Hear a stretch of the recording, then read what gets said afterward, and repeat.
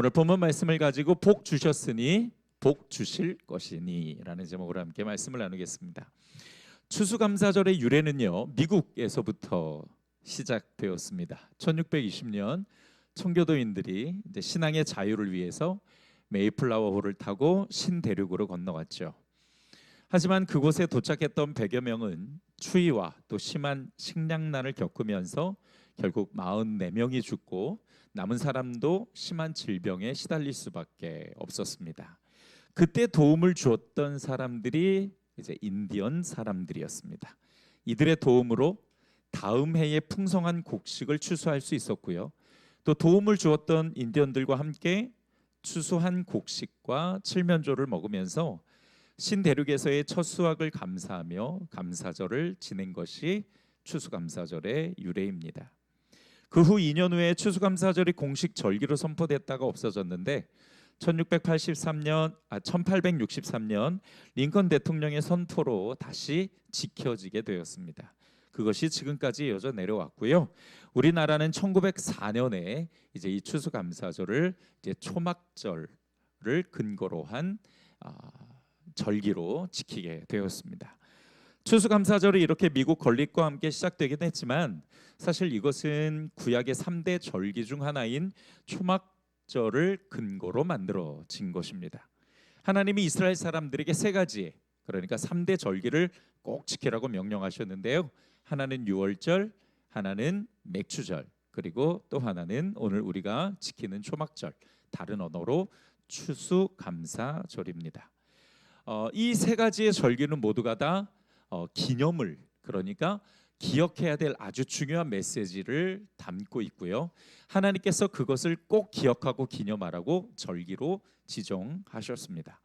유월절은 이스라엘 백성들이 애굽에서 탈출하게 된 것을 감사하며 기념하는 절기고요. 맥추절은 첫 보리 수확을 감사하며 또한 지키는 절기입니다. 이 이스라엘 백성들이 있었던 근동 지방에는 보리가 첫 수확물이에요. 그래서 이 수확을 하게 하신 하나님께 감사드리는 거죠. 그리고 마지막 수장절, 또 초막절이기도 한 추수감사절은 1년 농사를 지은 얻은 수확물을 창고에 넣어 보관하게 하심을 감사하며 지키는 절기입니다. 그러니까 맥추절이 첫 수확에 관한 감사라면 이 추수감사절, 초막절은 1년 농사에 관한 감사절기입니다. 우리는 매년 추수감사절을 절기로 지키고 있는데요.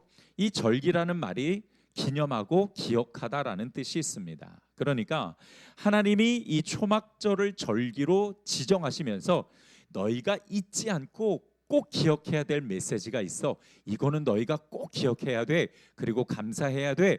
라고 담아 놓으신 메시지가 있다는 것이죠. 그래서 우리가 이 추수감사절에는 그냥 연례 행사로 이렇게 멋지게 차려놓고 하나님 감사합니다 그냥 이렇게 끝날 게 아니라 하나님이 절기로 왜 지정하셨는지, 그걸 통해서 우리가 뭘 기억하고 감사해야 되는지 명확한 내용을 아는 것이 하나님의 마음에 합한 순종의 첫걸음이라 할 수 있습니다. 자, 그렇다면 먼저 추수감사절, 이 절기가 가지고 있는 중요한 의미가 무엇인지를 함께 알아보겠습니다. 왜 하나님은 이 초막절, 추수감사절을 절기로 지키라고 하셨을까? 우리가 그 답을 오늘 본문 15절 같이 한번 읽어보면서 찾아보겠습니다. 시작. 내 하나님 여호와께서 택하신 곳에서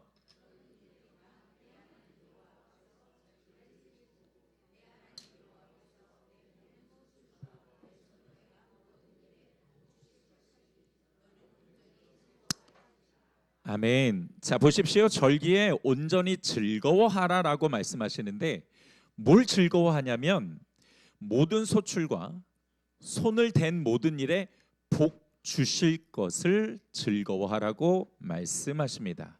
자, 근데요, 오늘 이 15절을 보면 복 주신 것이 아니라 복 주실 것이라고 말씀을 하세요.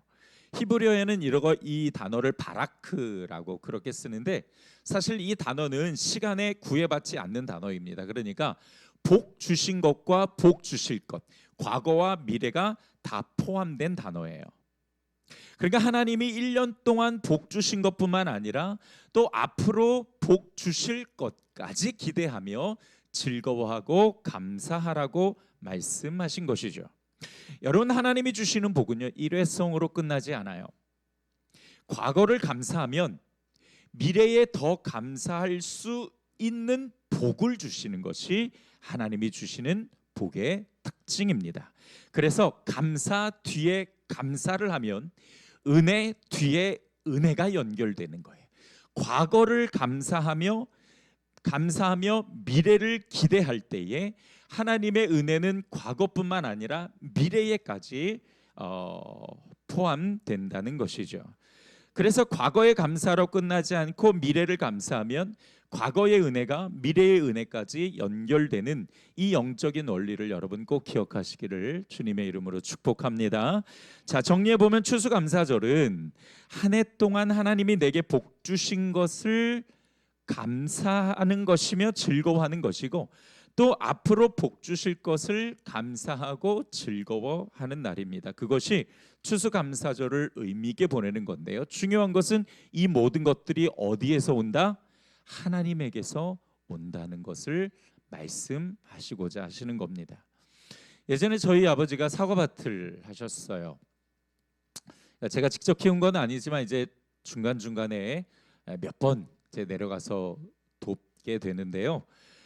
그때 느끼는 것은 뭐냐면, 이 수확물을 거두는 게 정말 어렵다는 겁니다. 이게 사람이 열심히 한다고 되는 게 아니더라고요. 어느 때는 비가 많이 와서 꽃이 다 떨어져요. 꽃이 떨어지면 열매를 맺지를 못합니다. 사과가 맺어지지를 않아요.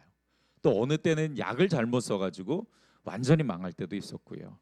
또 그런가 하면 비가 너무 안 와서 열매가 제대로 크지를 않으니까 출하 자체가 불가할 때도 있었고, 어느 때는 꽃잎, 그러니까 꽃 말고 또 꽃잎이 있어요. 이파리를 제대로 정리하지 않으면 사과의 색깔이 잘 들지를 않아요.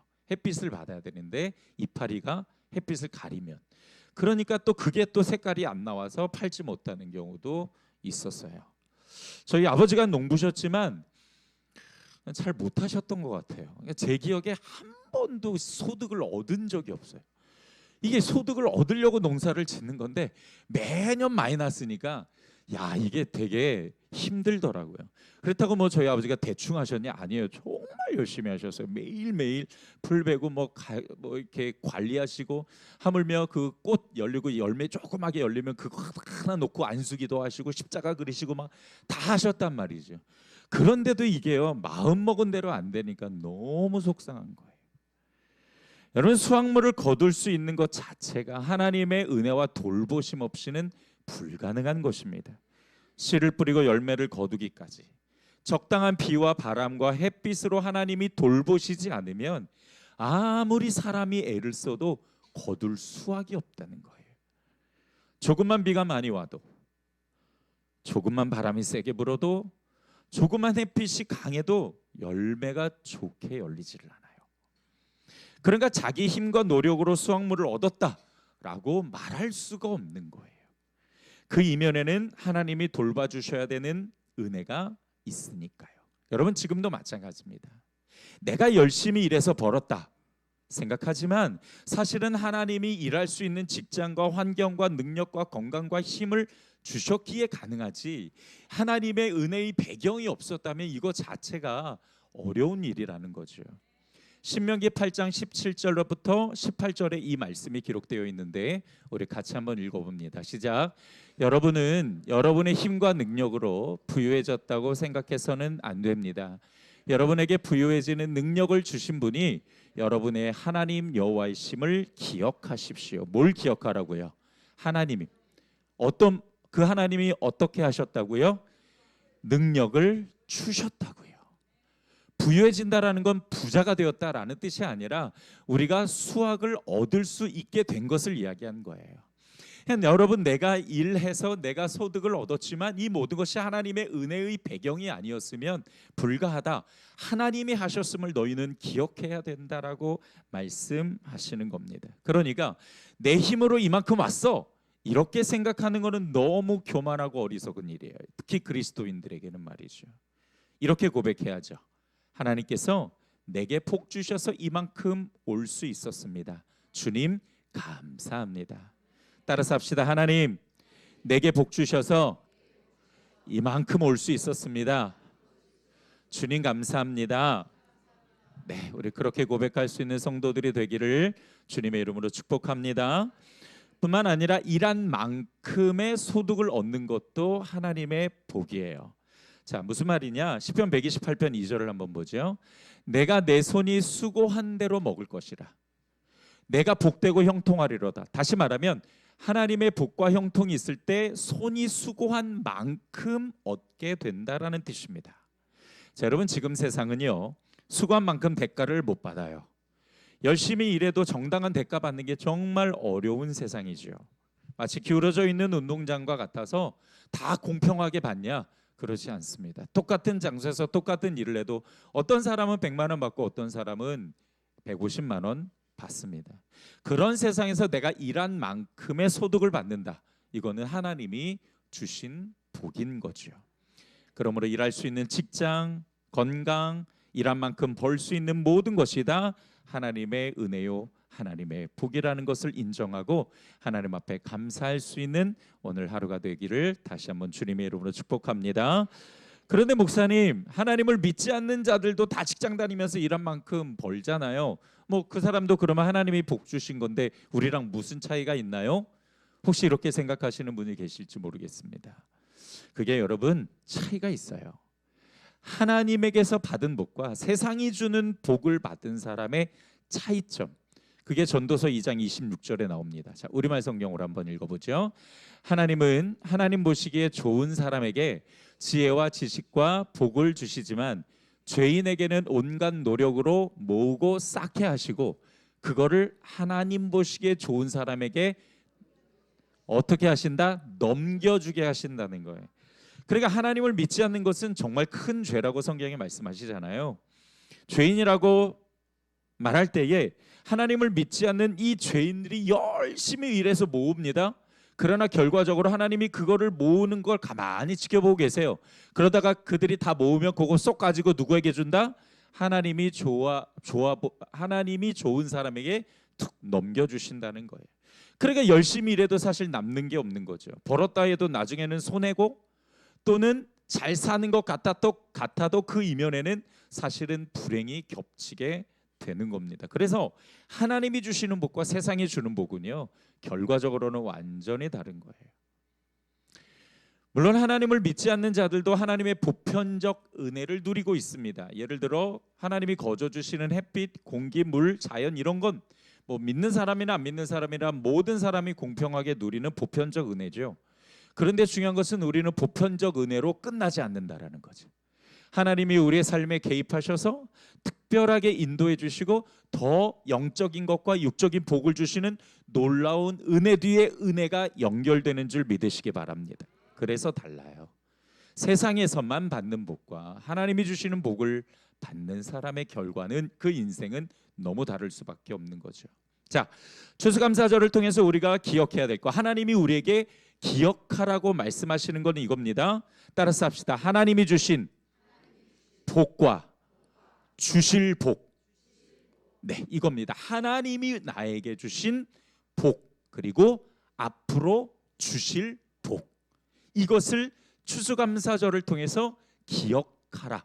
이거를 즐거워하고 이거를 감사하라고 말씀하셨습니다. 자, 오늘 본문을 통해서 우리가 주신 하나님의 이 영적 메시지를 어떻게 적용할지 오늘 말씀을 통해서 그 원리를 찾아보겠습니다. 첫 번째, 하나님이 주신 복은 감사하고 즐거워해야 됩니다. 따라서 합시다. 감사하고 즐거워하라. 자, 오늘 본문 15절을 다시 한번 볼게요. 제가 읽습니다. 내 하나님 여호와께서 택하신 곳에서 너는 이레 동안 내 하나님 여호와 앞에서 절기를 지키고 내 하나님 여호와께서 내 모든 소출과 내 손으로 행한 모든 일에 복 주실 것이니 너는 온전히 즐거워할지라. 아멘. 자, 하나님이 소출과 손으로 행한 모든 일에 복 줄 거니까, 그러니까 이거는 과거와 미래가 다 담겨 있다 그랬죠. 복 주었고 또 복 줄 거니까 어떻게 해라? 즐거워하라. 여기서 즐거워하라는 이 말은 어떤 뜻이냐면요, 하나님을 인정하고 찬송하고 예배하라는 거예요. 와, 하나님이 한 해 동안 지켜주시고 인도해 주시고 또 내가 삶을 살아갈 수 있도록 이렇게 복을 주셨으니 하나님 너무 감사합니다라고 찬송하고 예배하는 것이 즐거워하는 겁니다. 그러나 이 예배가 누구 앞에서? 하나님 앞에서 즐거워하라는 거예요. 그냥 우리끼리 서로 뭐 한 해 잘 지냈네, 더 좋았네, 이런 거 좋았네, 이게 아니라 하나님이 내게 주셨다라는 것을 인정하고 하나님을 바라보며 기뻐하고 즐거워하라는 것이죠. 그뿐만 아니라 여러분, 오늘 13절을 보게 되면 이래 동안 초막절을 지키라고 말씀하세요. 그러니까 이게 하루만 감사하는 것이 아니라 한 주간 내내 하나님이 주신 1년간 주신 그 복을 감사하라는 것이죠.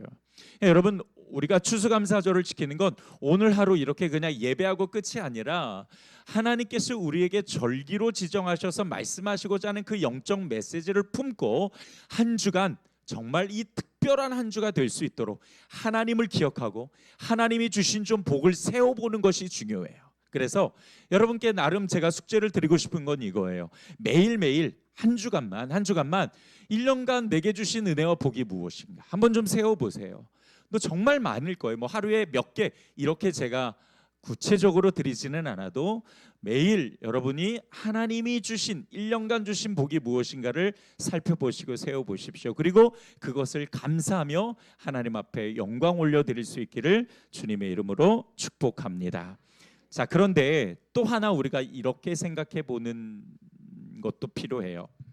한 해 동안 소득을 얻고 복을 받은 사람도 있지만 어떤 사람은 정말 한 해 동안 너무너무 힘들게 사신 분도 있다는 거죠. 도저히 복을 받았다 생각할 정도로 야, 정말 저 사람이 성도인데 하나님이 함께 하셨나? 라고 의심이 들 정도로 힘들게 지내신 분도 있다는 거죠. 그럼 그분들은 어떻게 해야 될까요? 고개 푹 들고 주여 어찌하나이까? 이렇게 해야 될까요? 아니죠. 그래도 즐거워해야 됩니다. 왜?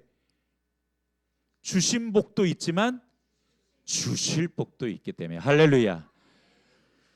비록 지금은 힘들고 어려운 과정에 있을지라도 그 시련의 과정이 끝나고 나면은 하나님은 반드시 복으로 채워주실 줄 믿습니다. 이렇게 믿고 기도하고 기다리는 것, 이것이 바로 믿음의 사람이지요. 물론 고난의 과정을 잘 견뎌야 됩니다. 끝까지 인내하고 하나님을 바라보고 신뢰하며 감사를 놓지 말고 불평하지 말고 불만하지 말고 하나님과 싸우지 말고, 하나님이 이렇게 나를 겸손하게 만드신 이유가 있지, 내가 이 환난을 이 고난을 통해서 내가 겸손해지고 내가 더 하나님을 바라보고 찾아야지. 그 고난을 잘 견뎌갔을 때 로마서 5장 말씀처럼 환난은 인내를, 인내는 연단을, 연단은 몰라요 소망을 남으로써 나를 완성해 가시는 하나님의 손길이 있다라는 거죠. 그리고 그것을 감사하며 견뎠을 때에 하나님께서는 감사 뒤에 감사, 은혜 뒤에 은혜로 연결해 주실 줄 믿습니다. 힘든 과정을 겪는 건 더 큰 복의 자리로 옮겨가기 위한 거예요. 만약 내가 복을 받을 수 없는 상황이라면 여러분, 그 복은요 자녀에게 흘러가서 자녀를 통해 복을 누리게 하시는 것을 보게 됩니다. 제가 아는 어떤 권사님은요 폐지 주우러 다니세요. 아무리 봐도 정말 하나님이 이분에게 복을 주실 방법은 로또밖에 없어요. 근데 이분이 로또를 안 사요. 그런데 참 기가 막히게 하나님이 복을 주시는데 어떻게 복을 주시냐면 자녀들에게 복을 주시더라고요. 그 자녀들이 정말 잘 돼서 나중에는 이 이게 그 권사님이 지하방에 살았는데 나중에 이 자녀들이 잘 돼서 큰 빌라를 하나 덩어리로 사요. 그래서 1층에는 어머니, 2층에는 나, 3층에는 너, 이렇게 해가지고 형제들이 다 몰려요. 매일매일 어머니 효도 받으면서 그렇게 사시더라고요. 야, 저 권사님이 복을 받을 만한 상황이 안 되니까 자녀를 통해서 저렇게 누리게 하시는구나. 여러분, 이런 은혜 뒤에 은혜가 있기를 주님의 이름으로 축복합니다. 하나님은 살아계시며 지금도 나와 함께 하시고 내 영혼을 책임지는 분이세요. 내가 필요한 게 모든 것 무엇인지 다 아시고 가장 좋은 것으로 준비해 놓으신 줄 믿습니다. 그걸 믿고 기다리며 여러분, 비록 어려움이 있더라도 정말 내년에는 하나님께서 더 큰 은혜의 자리로 옮겨주실 것을 기억하면서 힘내시고 하나님만 바라보시기를 주님의 이름으로 축복합니다. 마지막 두 번째로 복을 주신 만큼 하나님께 드려야 합니다. 자, 우리는 지금 이 추수감사절 초막절을 어떻게 잘 지내야 할 것인가?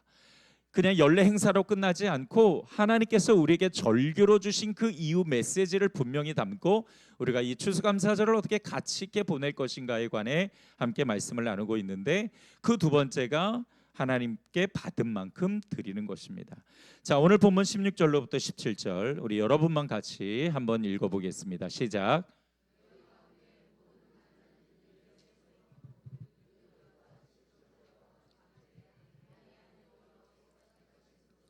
여호와를 배웁되 빈손으로 여호와를 배웁지 말고 각 사람이 내 하나님 여호와께서 주신 복을 따라 그 힘대로 드릴지니라. 아멘.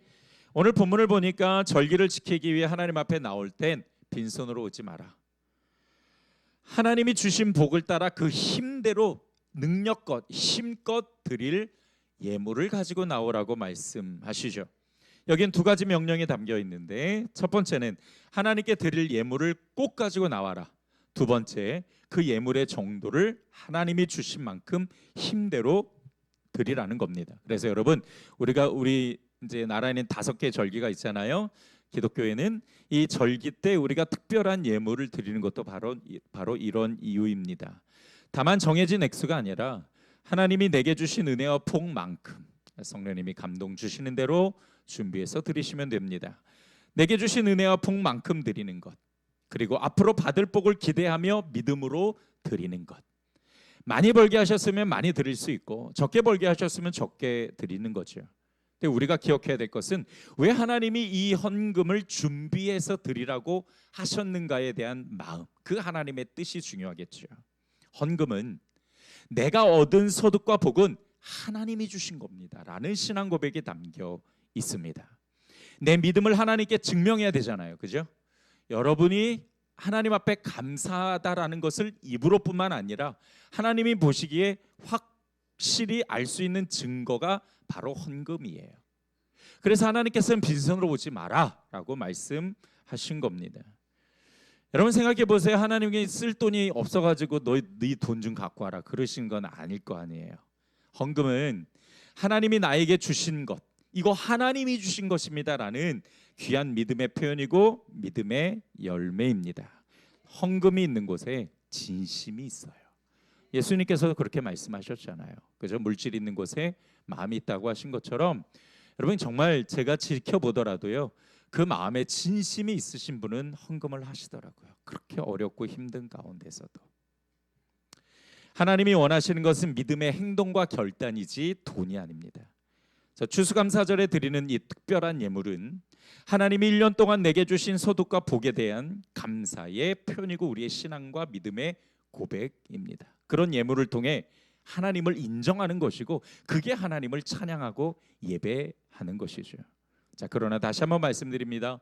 많이 벌게 하셨고 많은 복을 받았으면 많이 드리는 거고 적게 벌게 하셨으면 적게 드리는 거예요. 액수가 중요한 게 아니라 주신 만큼 하나님을 인정하고 드리는 그 헌신이 중요한 것이죠.